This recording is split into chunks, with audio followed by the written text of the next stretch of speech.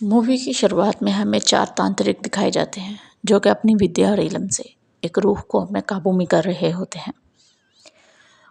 उनकी विधि बिल्कुल ठीक हो जाती है। उसका निशान उनके ऊपर बने हुए सर्कल से पता चलता है। वहीं पे पास पड़ी हुई 4 खून की बोतलें दिखाई देती हैं। इन लाल बोतलों में एक्चुअली 4 लोगों का खून होता है और वो इन्हीं खून की मदद से उस आत्मा यानी उस रूह को एक क्रिस्टल में बंद कर देते हैं और कहते हैं कि अगर कभी भी किसी भी शख्स का खून इस क्रिस्टल पे गिरेगा तो इसमें बसी हुई रूह उसकी पूरी मुहाफ़िज़ बन जाएगी, उसकी हिफाजत करेगी। लेकिन सिर्फ एक होगा, अगर ये क्रिस्टल कभी टूट गया तो उसी की जान का नुकसान हो जाएगा। दूसरी तरफ दिखाया जाता है कि एक बच्ची जिसका नाम होता है अपर्णा, वो जो भी करती है उसके साथ बुरा ही होता है। वक्त गुजरता है, अपर्णा बड़ी हो जाती है लेकिन उसका बैड लक नहीं बदलता। इसलिए वो अपनी स्टडी कंप्लीट करने के बाद अपनी इंटर्नशिप के लिए दूसरे शहर चली जाती है, लेकिन अपना बैड लक साथ लेके। दिखाया जाता है कि कुछ वक्त गुजरता है और वो एक डॉक्टर साइकेट्रिस्ट के पास बैठी होती है और उसे अपने साथ होने वाले वाक़यात के बारे में बताती है। वो डॉक्टर से कहती है कि बचपन से ही मेरे साथ जो भी होता है हमेशा उल्टा होता है। अगर मुझे कोई साइकिल गिफ्ट की जाती है तो वो उसी दिन चोरी हो जाती है। अगर मैं कोई काम करने के लिए जाती हूँ तो मैं गिर जाती हूँ। मैं एक इंटरव्यू के लिए गई, सब कुछ मुझे आता था लेकिन मैं इतनी ब्लैंक हो गई कि मुझे उस जॉब से निकाल दिया गया। डॉक्टर से कहते हैं कि ये सिर्फ तुम्हारे साथ नहीं, बहुत से लोगों के साथ होता है, ये नॉर्मल है, इसके लिए तुम्हें किसी मेडिसिन की ज़रूरत नहीं है, तुम्हारे साथ कुछ अजीब नहीं हो रहा। तो वो डॉक्टर को बताती है कि मैं आपके पास इसलिए नहीं आई कि मेरी ज़िंदगी में ये सब हो रहा है, बल्कि मैं कुछ और कहने आई हूँ। कुछ अर्सा पहले मैं अपने कॉलेज के साथ एक इंटर्नशिप पे गई थी, एक बिल्डिंग में। वहाँ पे मेरे पाँव पे चोट लग गई थी। दरअसल अपर्णा का पाँव उसी क्रिस्टल पे आया था और उसके बाद एक सरिया मेरे करीब तो आया लेकिन मुझ पे टकराने से पहले ही नीचे गिर गया, जैसे किसी चीज़ ने उसे प्रोटेक्ट किया हो। डॉक्टर ये सुन के हैरान तो हो जाता है लेकिन वो उसकी बात पे यकीन नहीं करता। वो कहता हो सकता है कि कुछ मदद आई हो, तुम बच गई हो, ऐसा कुछ नहीं है। अपर्णा कहती है यही नहीं, मेरी ऑफिस में मेरी एक कलीग मुझसे बहुत जलती थी। वो मेरी सक्सेस से और मैं उसकी सक्सेस से जलते थे। वो मेरा सारा क्रेडिट ले लिया करती थी। एक दिन ऐसे ही बैठे बैठे मैंने दिल में सोचा कि काश तुम मर जाओ, और आप यकीन नहीं करेंगे, सुबह ही उसकी ऑफिस में मौत हो गई। और यही नहीं, अपर्णा का एक बॉयफ्रेंड भी होता है जो इकट्ठे ही पढ़ा करते थे। एक दिन वो उसकी दोस्त के कहता है क्या मैं तुम्हें ड्रॉप कर देता हूँ, और अपर्णा सोचती है कि काश मेरी दोस्त इस बाइक से गिर जाए और उसकी जगह मैं बैठ जाऊँ। एक्सीडेंटली वो जान एकदम से गिरती है और दोबारा उस बाइक पे नहीं बैठती और अपर्णा बैठ के चली जाती है। दूसरी तरफ एक और वाक़या दिखाया जाता है अपर्णा की ज़िंदगी से कि उसके बॉयफ्रेंड की जो मदर होती है, उन्हें हार्ट पेशेंट होती हैं तो उन्हें अभी इसी वक्त एक डोनर की ज़रूरत होती है। अपर्णा तब भी दिल में सोचती है कि काश कोई तो हेल्प करे, और वहीं कुछ ही दिन घंटों बाद एक डोनर मिलता है और उसकी माँ का भी ऑपरेशन हो जाता है। अपर्णा अभी तक ये सब कुछ जो भी हो रहा था इस चीज़ को इतना सीरियस नहीं ले रही थी। अपर्णा डॉक्टर से कहती है मुझे भी ये सब कुछ एक अजीब सी कॉन्सिडेंस ही लगता था। एक दिन मैच के दौरान भी मैंने सोचा कि काश ये मैच दूसरी टीम जीत जाए, तो सालों से जीती हुई टीम एकदम से हार गई।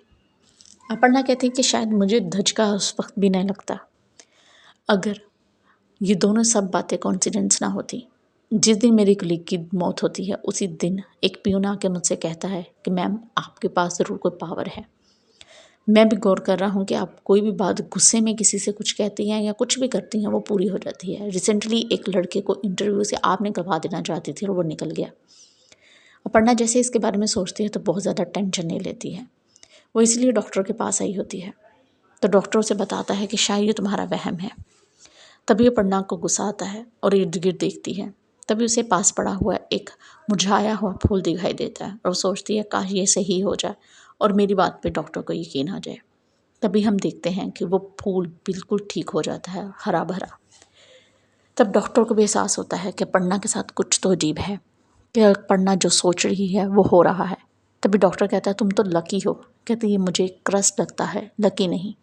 अपर्णा जैसे उठ के वापस अपने घर आती है, टेंशन में रहती है। जैसे ही वो फ्रेश होने के लिए जाती है, पहली दफ़ा वो भूत उसे दिखाई देता है, वो रूह।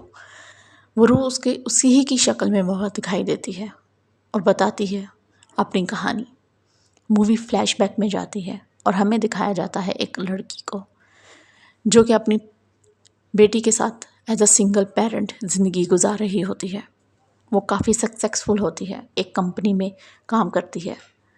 दरअसल इसी में दिखाया जाता है कि वो डॉक्टर का भाई और 2 और लोग इस कंपनी में पार्टनर हैं और वो लड़की से कहते हैं कि तुम एक फेक कंपनी बनाओ, उसका अकाउंट बनाओ ताकि हम बाहर से कुछ पैसा ले सकें। जब वो लड़की मना कर देती है तो इस डर के मारे कि उनका भांडा कहीं ना फूट जाए, वो उसे धोखे से बुलाते हैं और जान से मार देते हैं। ताकि वो उन्हें कहती भी है कि मेरी बेटी है, मैं उसकी हिफाजत करूँगी, मैं कभी किसी से कुछ नहीं कहूँगी, लेकिन वो उसकी बात नहीं मानते। इसके बाद अपर्णा को भी बहुत गुस्सा आता है उन पे।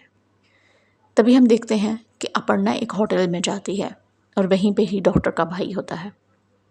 एक एक करके अब वो रूह अपर्णा का जिस्म का इस्तेमाल करके अपना बदला लेना शुरू कर देती है।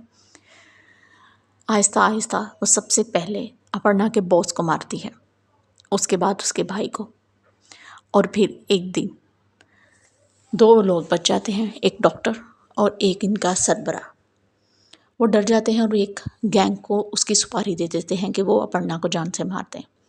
जैसे वो अपर्णा को मारने के लिए उसके पास आते हैं तो वो क्या देखते हैं कि उस क्लिनिक में अपर्णा की बजाय कोई ताकत आती है और वो डॉक्टर का गला दबा के उसको मार देती है।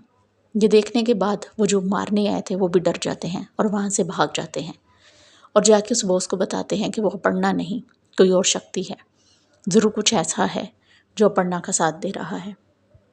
तभी वो शख्स समझ जाता है कि ज़रूर क्रिस्टल पे किसी का खून गिरा है और वो अपर्णा है। तभी वो तांत्रिक के पास वापस जाता है और उससे मदद मांगता है। तांत्रिक भी उसकी हेल्प करने के लिए तैयार हो जाता है और फिर से एक विधि करते हैं और इसमें कामयाबी के लिए वो उसकी रूह को दोबारा से एक बोतल में कैद कर लेते हैं। अपर्णा शायद वहाँ पे ना आती क्योंकि वहाँ पे उसकी बेटी को लाया गया था, इसलिए वो रूह अपर्णा के जिस्म से बाहर निकलती है और उनके पास चली जाती है। तभी अपर्णा को गुस्सा आता है और वो उन लोगों की तरफ बढ़ती है उन्हें मारने के लिए। एक मासूम बच्ची का इस्तेमाल करके उसे धोखा दिया, लेकिन किसी भी तरीके से वो अपर्णा के भी सर पे वार करते हैं और अपर्णा को जिंदा ही दफन कर देते हैं। लेकिन मूवी के एंड यही नहीं होता गाइस। हम आगे देखते हैं कि जैसे ही वो आदमी अपने घर जाके बड़े आराम से रिलैक्स होता है तो एकदम से अपर्णा की रूह सामने आती है और उसे जान से मार देती है। मूवी फ्लैशबैक में जाती हमें दिखाया जाता है कि दरअसल तांत्रिक ने ही उसकी रूह को आज़ाद कर दिया था और उसने अपर्णा को बचा लिया था। उसके बाद अपर्णा उसकी बेटी को गोद ले लेती है और हमेशा हमेशा के लिए वो खुश खुश एक साथ रहते हैं।